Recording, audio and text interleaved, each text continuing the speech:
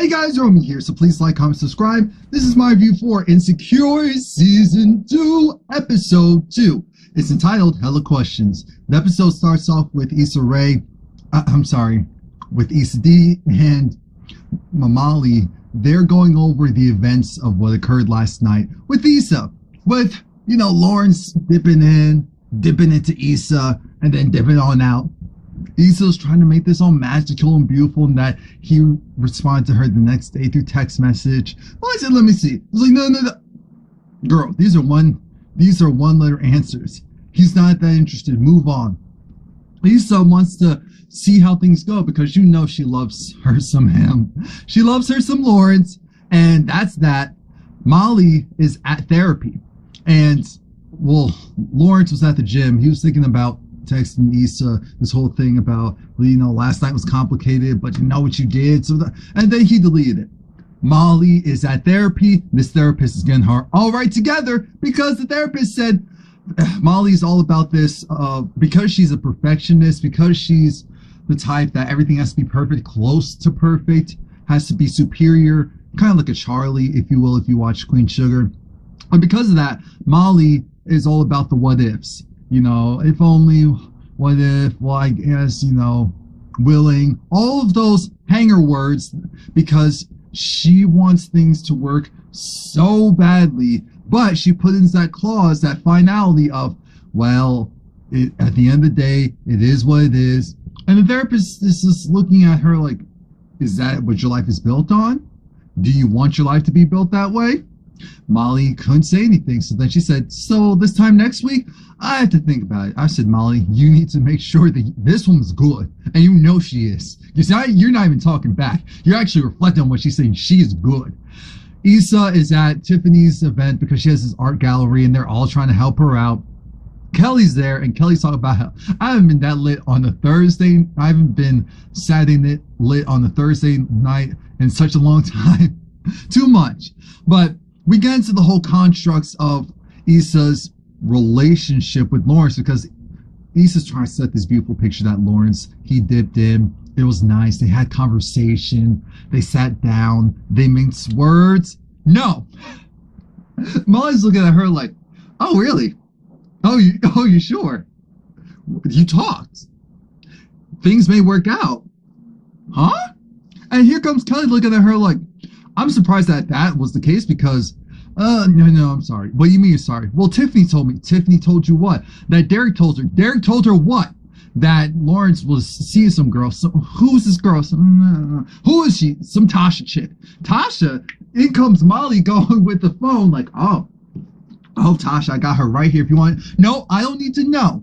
Whatever he was possibly doing, that's on him. I did what I did. I know I cheated, but I'm not a cheater. So we'll see if things work out or not. And they're like, but do you want to see Tasha? No. Oh, see, that's that new growth right there. That's that growth of maturity. Side note, while all of that's going on, we have Tiffany co-signing like, well, things happen, people cheat. And, her and Derek went through something, last year, but it took some time to get back together, but they're better than ever. And we're all looking at her like, oh, Miss Little Old Perfect wants to go and nitpick at every little thing except for, revealing the fact that her relationship wasn't what she thought it would be.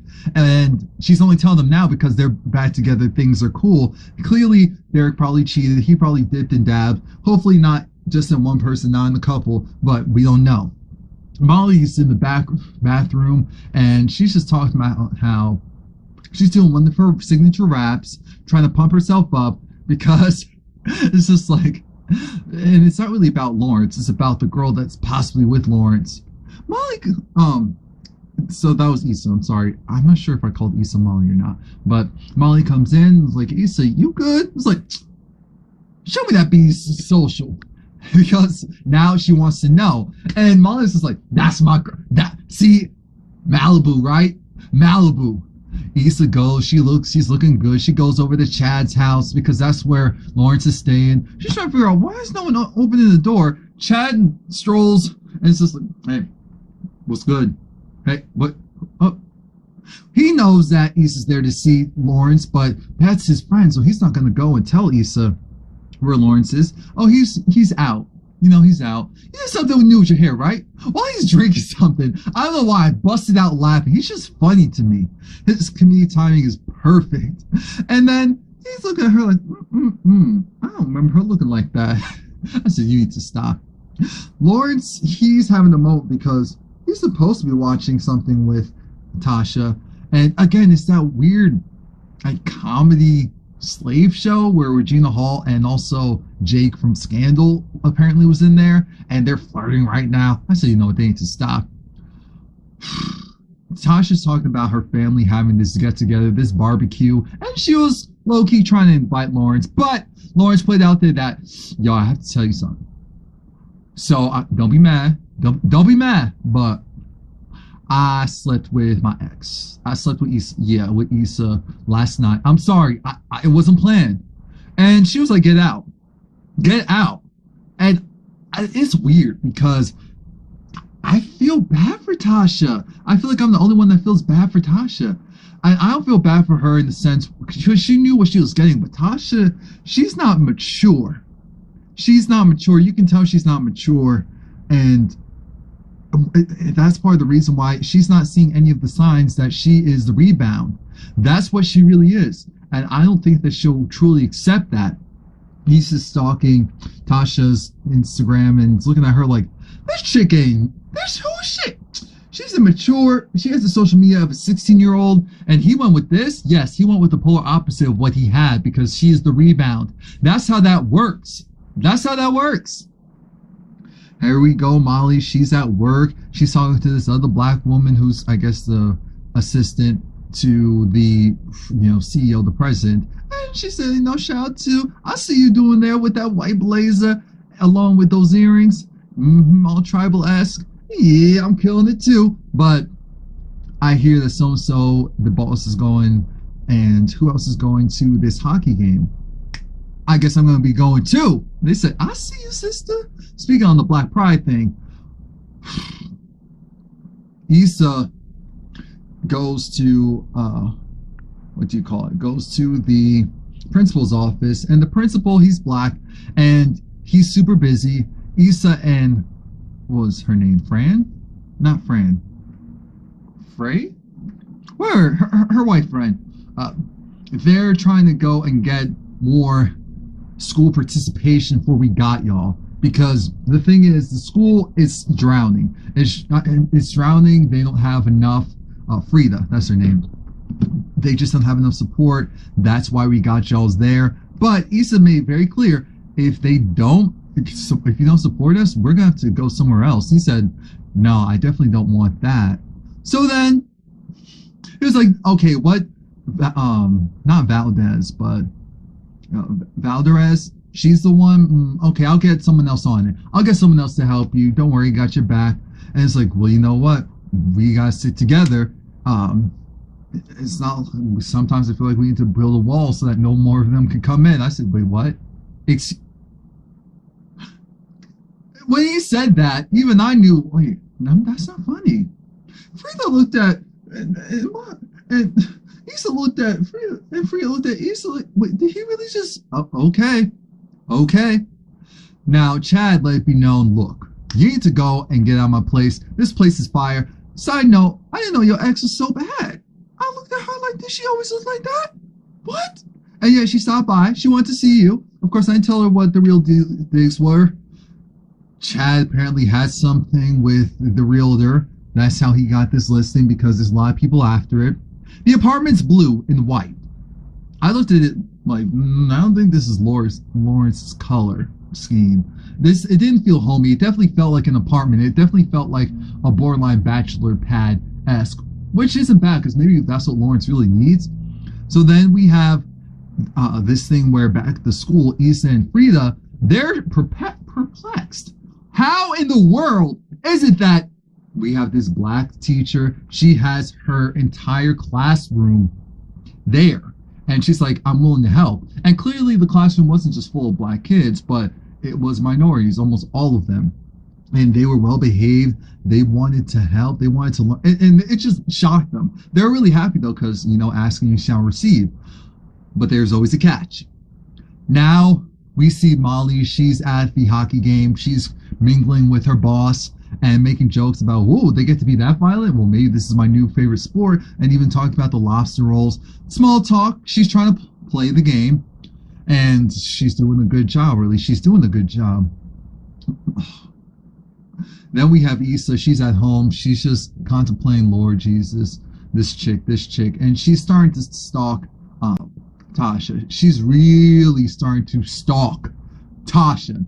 And it scared me a little bit. And just a wee little bit, it scared me. And then back at the school, Issa and Frida, they notice the principal, something's a little off with him. Why is he? Because he told some kids who speak Spanish, just like, say that Spanish for when you're at home. We speak English here. I looked at him like, oh my God, you're in LA. And you're telling the kids to speak English. Like, it's ignorant enough, but do you not realize where you are? But we later find out he truly does. Now, we get this weird conundrum where Issa was so concerned about making sure that her job was a success, she was willing to overlook the fact that the principal, now Frida called herself. Frida's a little woke. So I said, okay, Frida.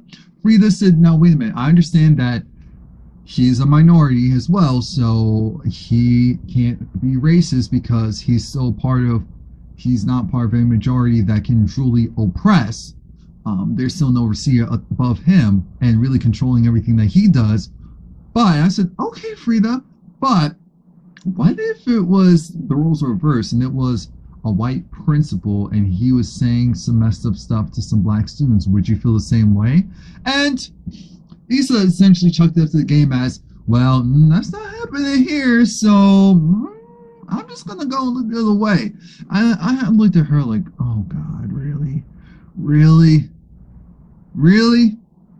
There's still prejudices going on all over the place, and you're gonna ignore that? Okay, so when she talks to the principal, and is that the actor who was in, no, I think it's someone else. Now I'm looking at him again.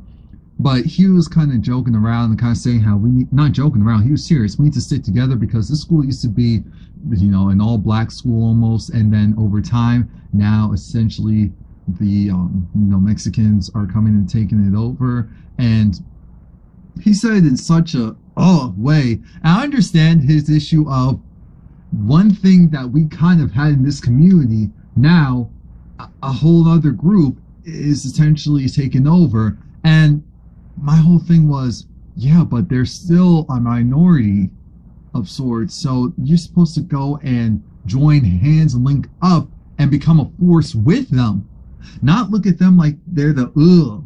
Come on, man. He's doing it all wrong. And so now I'm hoping that Issa realizes, maybe this isn't going to work out after all. Because she told Frida, we're not putting this in the report. Molly thought that she did really well with trying to play the game. And she got to work the next day trying to make small talk regarding what they said about, taking some of the lobster rolls. And the president said, oh, no, I don't really do that, right? And she was like, no, of course not. Issa's at home stalking Tasha. And she looks at her LinkedIn profile. Remember, she works at the bank. She works at Lawrence's bank. So now the wheels are turning. And then she sees Best Buy's right across from the bank. So that's how that happened. So that's what Issa is thinking. So then she still cheats. So she's still wrong. But this is what she's thinking in her mind. And I do have to remember that Lawrence wasn't doing anything for 2 years. He's just like taking up space for 2 years. So the cheating wasn't right. But the relationship was just tragic for 2 years prior to the cheating. And we see Issa go into the bank and punch Tasha. I said, no, this is a dream sequence. This is what she lives. This is a dream sequence. No. And that was right. It was a dream sequence. It sure was. She said, no, no, let's not do that. Molly, she was at Lawrence's place of business, because he was outside for lunch. And she's like, oh, hey, what's good? And she was trying to say, you know what, I understand things are hard on both of you. And Issa feels bad. And he's like, of course you should. It's like, yeah, but do you think you two would get back together? And She essentially was like, no, it's a no. It's a no. Molly called Issa and told her, and Issa was heartbroken. She was really disappointed. Mind you, Issa is hiding from Tasha because Tasha was walking out to lunch with her friend and Issa was in their car, so she put her seat back. She reclined it back just to ignore confrontation. I said, wow, that's Issa's problem. A police officer came and said, excuse me, ma'am, you can't sleep here. Molly, again, trying to go a different route, is thinking maybe if she links up with Hannah, that's the woman that's now taking charge of the Chicago branch. Maybe if she goes and congratulates her and says that she really respects her. Hannah said, well, I need some assistance, so if you're not too busy. She's like, of course, I'll do it. I mean, yes, I'm available. Yeah, I may be available. My schedule may be available. And now this is Molly's way of trying to see if she can get to the top. And we see from the previews that it's going to be somewhat successful. And then Lawrence goes over to Tasha's house. Tasha just had this I'm cooking. I don't have time for this. I'm not really here to play any games. But you saw that longing look of, oh my God, this is the dude she's always wanted. So she invites him in because she was like, you hungry? And he was like, well, yeah, I can eat. I looked at this like, oh God, Tasha, I wasn't rooting for you, but I was expecting more and I don't know why. Issa decides she's finally going to go and remove the space that she had for Lawrence in her apartment, which is partially like saying she's removing Lawrence from her life, or at least trying to. And she goes on the dating app and she replies back to one of the guys that was trying to hit her up for a while. And she says, do you want app? And that's how it ends. Amazing. Great. Wonderful gowns. No, okay. No, I love the show as usual. Please come back next week. Bye.